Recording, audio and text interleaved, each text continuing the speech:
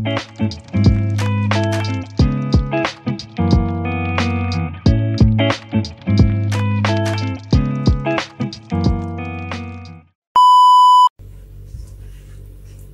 up mga momshies? Mami Arfi here with the guys, please. And malamig na umaga sa inyong lahat. Diyos ko dito po.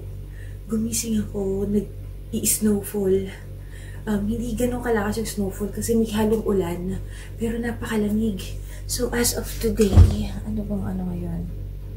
Ayan, it's 4 degrees. It feels like -2. Ganun po kalamig na yun dito sa Lebanon. Wala pang talagang totaling snow yan. Ano lang yan. May halong ulan pa yan. Tsaka ang matindi, may kasamang hangin. Bumubugso yung hangin, kaya sobrang lamig. Pagkagising ko, nagbukas kagad ako ng fireplace kasi yung kwarto, nasa sala kami natulog eh. Yung kwarto, lumalamig na. Kaya, kawawa naman si Nora.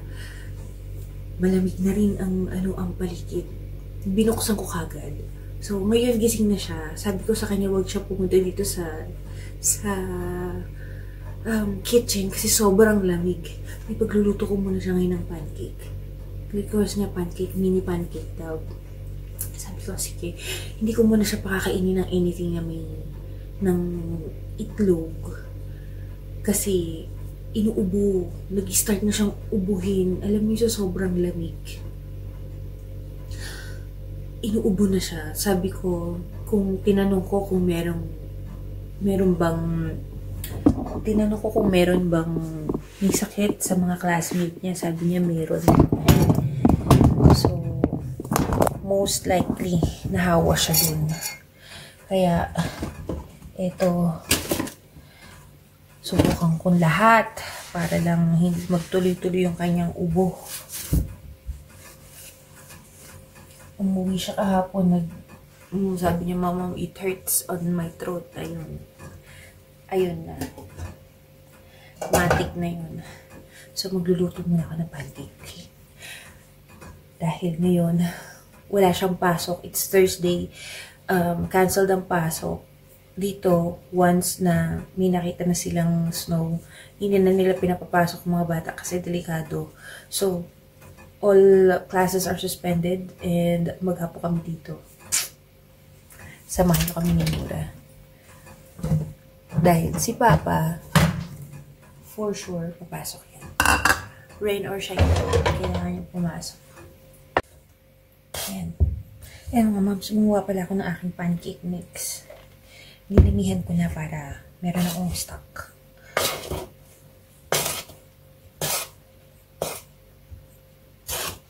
Kasi pagka umaga, si Nora, gagawa ko yan ng mga mini pancakes. Pwede niyang baunin sa school.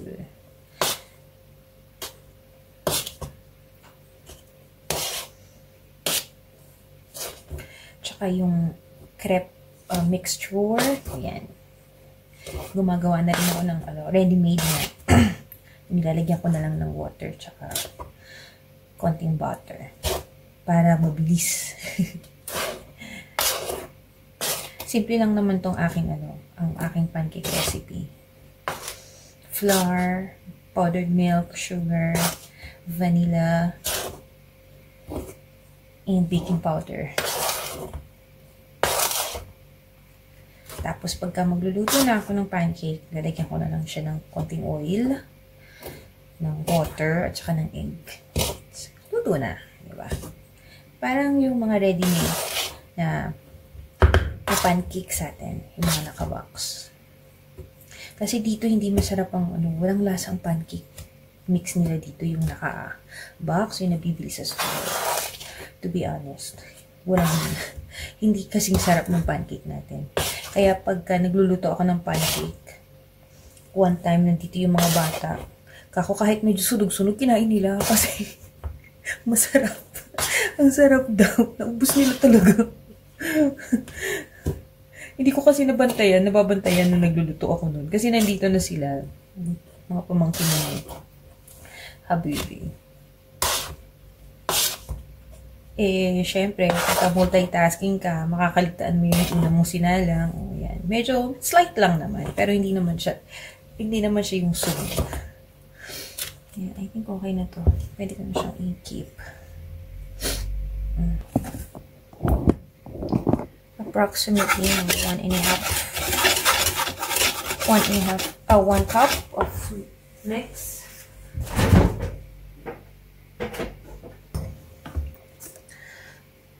About 1 teaspoon of oil. And ang ating egg.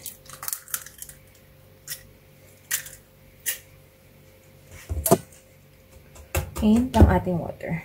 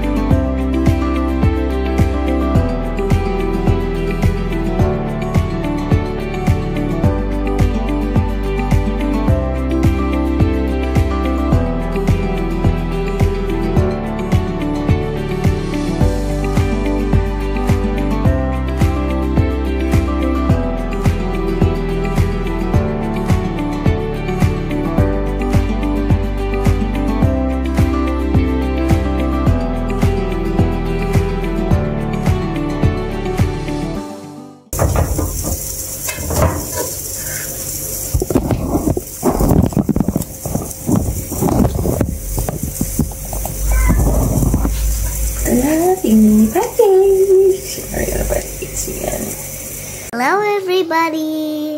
Today I'm watching Moana, my favorite video. Movie? Yes. And I'm watching my movie. Mama, say hi to them. Hi mga mamshies! Dito kami sa sala na tutulog. Magulo pa. Kasi sobrang lamig. So cold, baby. Malamig. Opo. And we are making fire.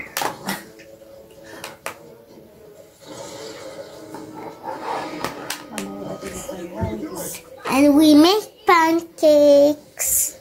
Look. We make pancakes. Make small pancakes. And then big pancakes.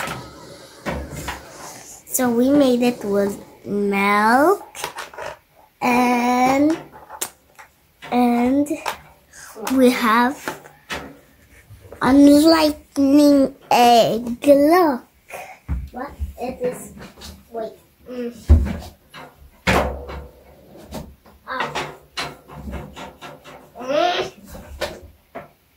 Take off the cord, baby.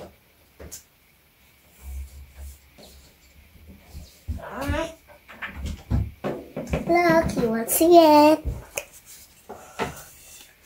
Wow. Just kind of open it and look what's inside. It could make stars.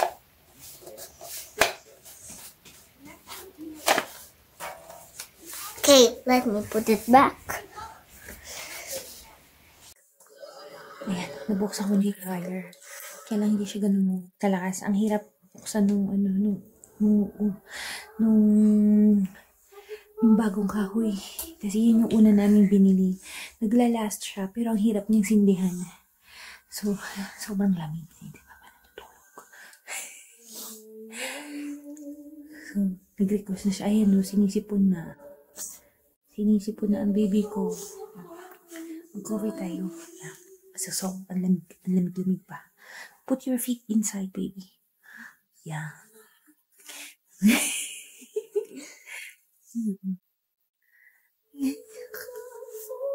Ayan, kakain namin ng pancake.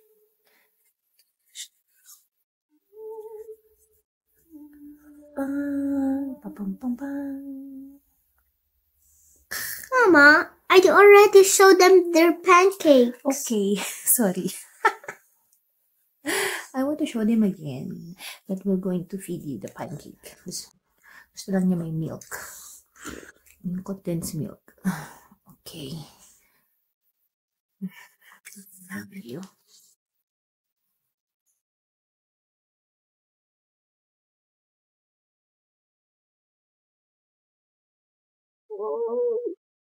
Mm. Mm.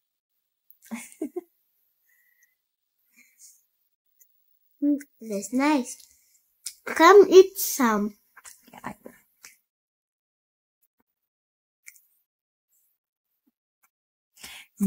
I-start na siyang ubuhin.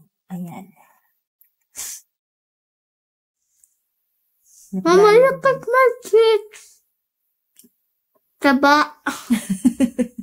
Taba ka na ba? Mataba ka na? Baba. Oh my God, yan guys. Ano na siya? Nag-snowfall na, oh. Nakikita niyo ba yan? Si Nura excited on the snow. It's 0 degrees now, but it feels -7 as they predict kung gaano kalamig kasi meron pang hangin. The wind still blowing and the rain. Ayan na, the snow na. Show them the snow. I want to touch the snow. Gusto niyang hawakan yung yellow pero hindi namin pinabubuksan yung bintana kasi ang lamig. May kakahalo kasing tag dito hangin. Ayan na. Me and Nura is so cold. We're wearing like 2-3 pieces of clothes inside. But look at Papa. Summer. Summer for him. It's so unfair. Why like this, Baba? You're a snowman? Nakakaloka, lamig. We're even having a blanket. See. Look. He's not even wearing a socks. Nakakaloka. Ngayon, now I understand. When he comes to Philippines, he's dying. He wants to explode when he's in Philippines. Really. Now, I'm dying when we reach here because it's totally the opposite. How hot there in the Philippines, it's definitely so cold here. Grabe adjustment. Too much adjustment that we're making. Yeah, Mama. Yeah, Ayan. Oh. Magaling. Kinapa pa yung condensed milk. Ayan. Labas kami ni Nora. Gusto daw niya maglaro sa snow. Gusto daw niya i-touch yung snow. Show them.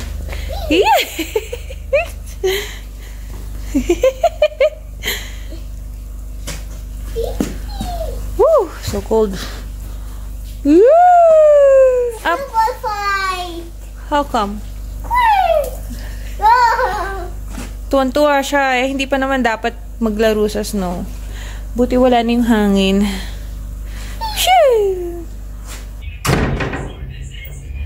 Hindi pumasok si Papa.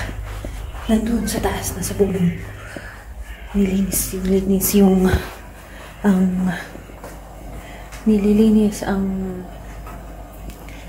yung sa solar para kahit papano may kuryente pa rin papasok, diba?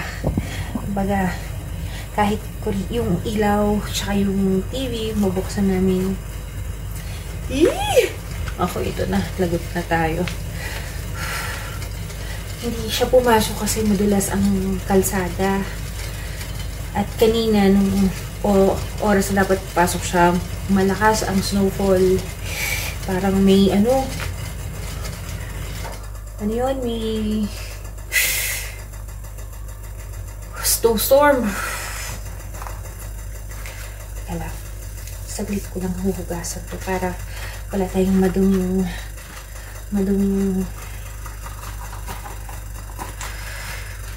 so naisip ko siyang ilabas. Ang aking chicken feet.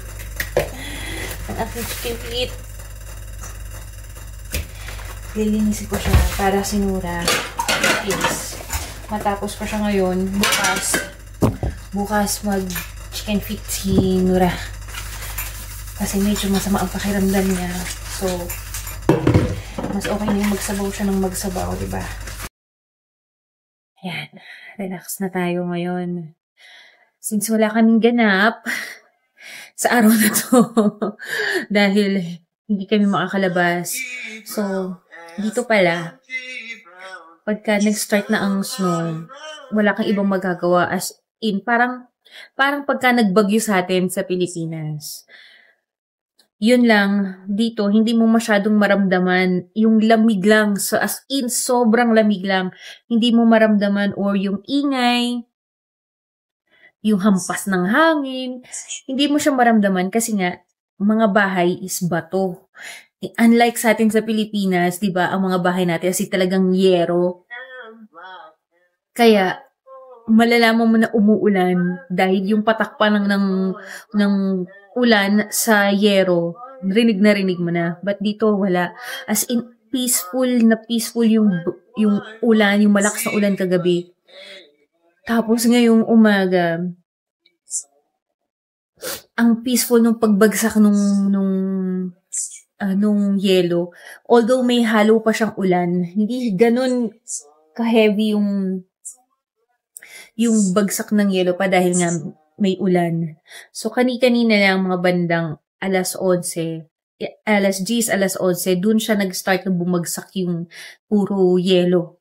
Yun yung time na dapat papasok si Firas, pero hindi na siya atubiling tumawag dahil dahil delikado rin.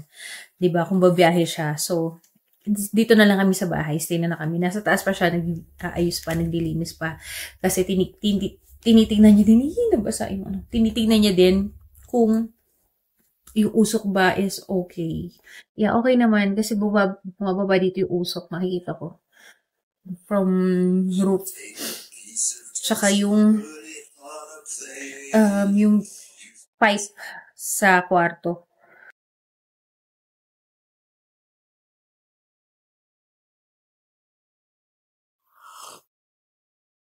So, relax muna ako ngayon for the rest of the day.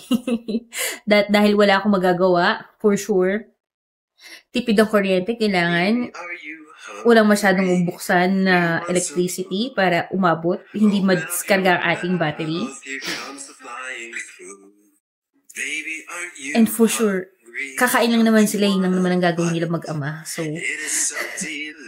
So relax lang tayo ngayong araw na to. And bukas, nakita ko sa website is mag-i-snow pa rin. So, definitely, wala kaming ganap. So, thank you so much for watching. And, hopefully, everyone will be fine. Hopefully, everyone will be okay. God bless you all. And thank you so much guys for watching. Please give me a thumbs up on this video. And please subscribe to our channel. Thank you. Bye!